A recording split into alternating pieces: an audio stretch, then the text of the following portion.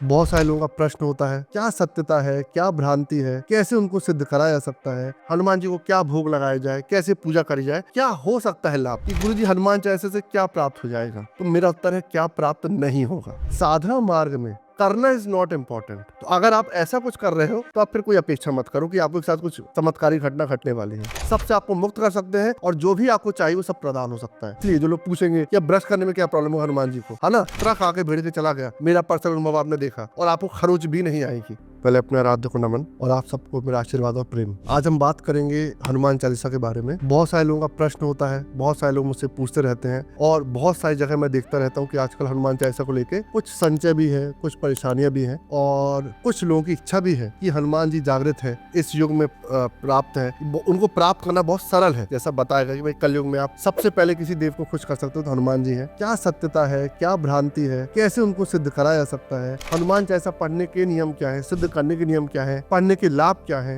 हनुमान जी को क्या भोग लगाया जाए, कैसे पूजा करी जाए, सब कुछ इसमें मैं कोशिश करूँ कि आपको बता दूं, जिससे आपका हनुमान चालीसा को लेकर, हनुमान जी की साधना को लेकर सारा भ्रम यहाँ से समाप्त हो जाए और जीवन में अपन एक मार्ग में चल के उन्नत हो पाए। तो शुरू करते अपन। तो प्रथम पहले अपन जानते हैं हनुमान चालीसा तो चौपाई है, 40 चौपाइयों से हनुमान चालीसा का बना है, तुलसीदास जी द्वारा निर्मित। और क्या हो सकता है लाभ, जो मेन सबसे पहले जो यहाँ पे आते हैं या कोई भी लोग यूट्यूब में या वीडियो में जाते हैं, सबसे लाभ हानि की ही बात करते हैं। तो जब भी प्रश्न होगा उनका पहला प्रश्न कि गुरु जी हनुमान चालीसा से क्या प्राप्त हो जाएगा, तो मेरा उत्तर है क्या प्राप्त नहीं होगा। या तो उसमें दम ही नहीं है और दम है तो फिर इतना ही बोलूंगा कि क्या प्राप्त नहीं होगा ये मुझे बता दो। अब बात आती है गुरु जी मैं तो कर रहा हूँ 10 साल से, यस, कुछ लोग होंगे 10 साल से कर रहे होंगे, हम 20 साल से कर रहे हैं, कोई 30 साल से कर रहा होगा, यस। साधना मार्ग में करना इज नॉट इम्पोर्टेंट कि आप सिर्फ कर रहे हो, कैसे कर रहे हो, किस नियत से कर रहे हो, किस स्थिति में कर रहे हो, वो सब कुछ इम्पोर्टेंट होता है। तो बहुत सारे लोग नहा धो के आए जय हनुमान और अपना कंघी करते हुए कर लिए ले तो हो गई, तो क्या उसको सिद्ध बोलोगे? सिद्ध नहीं। आपने प्रेम था, आपने करा, जो भी है भैंसे करा, जो भी है। कुछ लोग भैंसे कर रहे हैं, हनुमान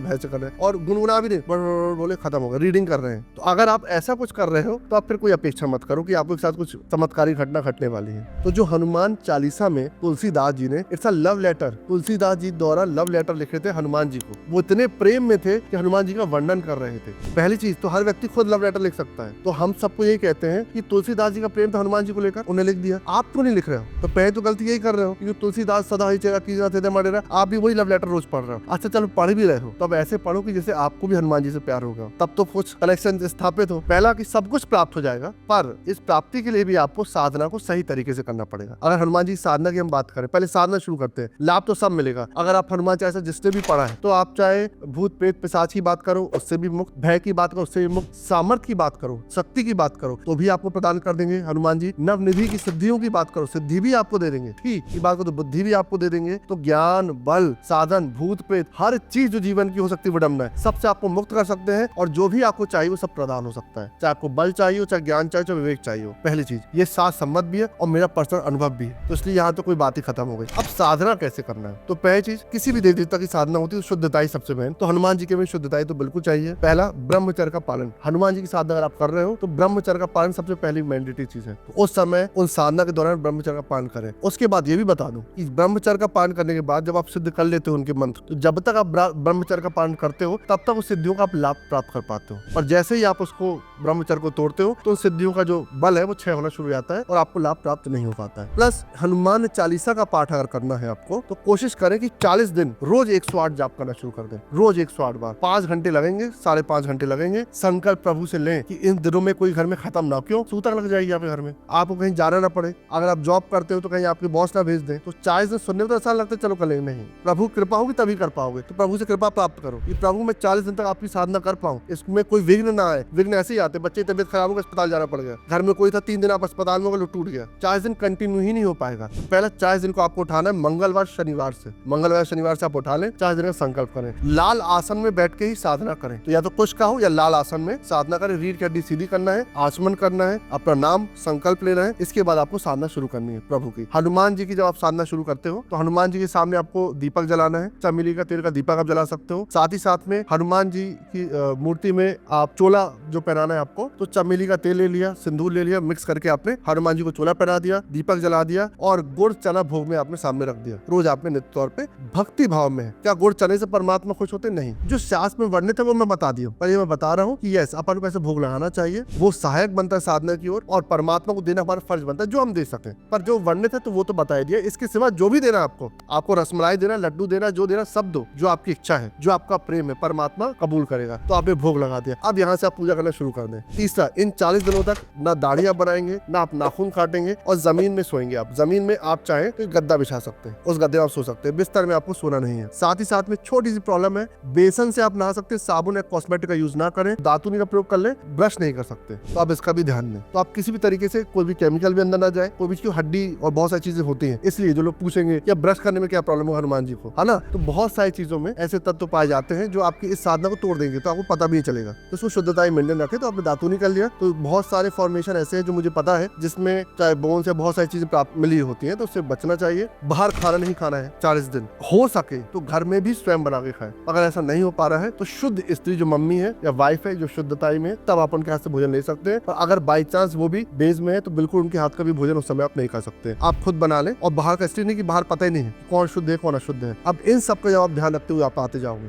तब जाके आप उसको सिद्ध कर पाओगे। 40 दिन पर्याप्त हो सिद्धि के लिए। जब ये हो जाए, पहले दिन से ही हर 40 के पहले एक मंत्र ओम हम हनुमते नमः का एक माला आपको करना है। और जब आपका 40वां दिन हो जाए, जब आपको कंप्लीट हो जाए, तो आपको हवन करना है। तो हवन में ओम हम हनुमते नमः का ही आप 108 की आहुति दे दो। इसके बाद देवी देवताओं को सबको आवाहन करके नवग्रह की आप आहुति दे दो। और हनुमान चालीसा जो है 11 या 21 या 51 हनुमान चालीसा की छोटे छोटे बुकलेट, उसको आप ले लो और हनुमान जी के मंदिर में और लोगों को आप बांट दो, प्रेम पूर्वक बांट दो, भोग लगा दो। और इसके बाद एक मंगलवार उपास रखो, एक मंगलवार। ये सब आपने कर लिया, सब आपने कर लिया, हवन कर लिया, सब कर लिया, आहुति दे दी आपने, नवग्रह की आहुति दे दी, इस मंत्र की 108 आहुति दे दी, पूजा पाठ सब कंप्लीट हो गई। अब इसके बाद एक मंगलवार उपास रखो। वो उपास आपका मौन प्लस आप खाने से भी उपास रहेगा, तो आप मौन भी रहोगे और भोजन भी नहीं लोगे, पानी पी सकते हो, देर से पानी, ज्यादा दूध पी लो। इनके साथ बस आप रहो। ये मैं सब कुछ वो बता रहा हूँ जो अनुभव में जो किया है और जो मुझे याद भी आ रहा है कि जिन जिनसे जो मेरे शिष्यों को लाभ प्राप्त हुआ है। इसलिए मैं चाह रहा हूँ डिटेलिंग में जाओ, छोटी छोटी डिटेलिंग चाह रहा हूँ कि हर चीज आपको कुछ छूटे ना, बिल्कुल सिद्ध ही आप प्राप्ति को आप चाह रहे हो तो प्राप्ति हो जाए। तो अब इसका ध्यान देना। अब इस मौन के साथ दिन भर आपको हनुमान जी की याद में रहना है। हनुमान जी का आप मंत्र पढ़ना चाह रहे हो, मंत्र पढ़ो, याद में हनुमान चालीसा गुनगुनाओ, हनुमान चालीसा गुनगुनाओ, मन ही मन,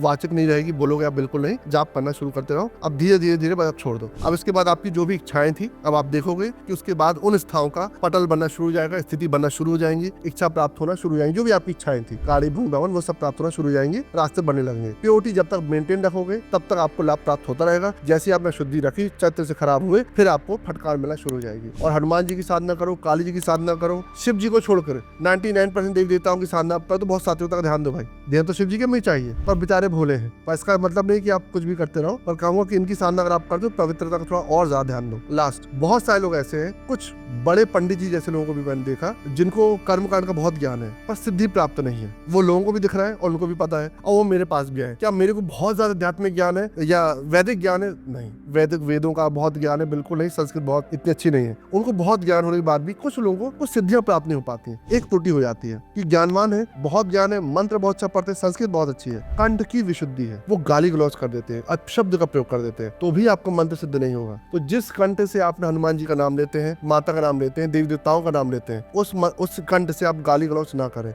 अन्यथा कभी सिद्धि प्राप्त नहीं होगी। ये मैं वही कहता हूँ, पहले बताया एग्जांपल वही कि जिस चम्मच से आप खाते हो, जिस थाली में आप खाते हो, जिस चम्मच में खाते हो, उसमें कोई गंगी नाक अशुद्धि लगा दी जाए, कितना भी धोएंगे आप खाना नहीं खाओगे। तो बस उसको ध्यान रखें, कंठ शुद्ध करोगे तभी जाके आप उसका लाभ भी ले पाओगे। तो इन सब बेसिक चीजों ध्यान दो आप, और उसके बाद आप देखो कि 40 दिन बाद आपको लाभ मिलना शुरू हो जाएगा। दूसरी चीज, जीवन भर फिर एक हनुमान चालीसा का पाठ रोज ही करें मरते दम तक। उसका आप चाहते हो कि वो नित्यता बनी रहे, उसका पावर बना रहे, और आप देखोगे बाई चांस आपका एक्सीडेंट होता है, भाई कर्म में लिखा है आपका एक्सीडेंट होगा, पर आप देखो एक्सीडेंट हुआ बट आपको कुछ नहीं हुआ। बाई चांस ऐसा कुछ आप अस्पताल का लिखा है पूर्व प्रारब्ध में, आप जाओगे, पर जहाँ 10 लाख का खर्चा लिखा था या चोट लिखी थी, 10 रुपए में आप फ्री हो जाओगे। तो आप वहाँ दोनों चीजें देखोगे कि पास कर्म तो हमारे अभी भी भोगना पड़ रहा है हनुमान चालीसा के बाद भी, पर ये भी देखोगे कि ट्रक आके भिड़ के चला गया। मेरा पर्सनल अनुभव आपने देखा, और आपको खरोच भी नहीं आएगी। तो ऐसा, और हनुमान जी को प्रसन्न करना बहुत सरल है और बहुत पावरफुल है।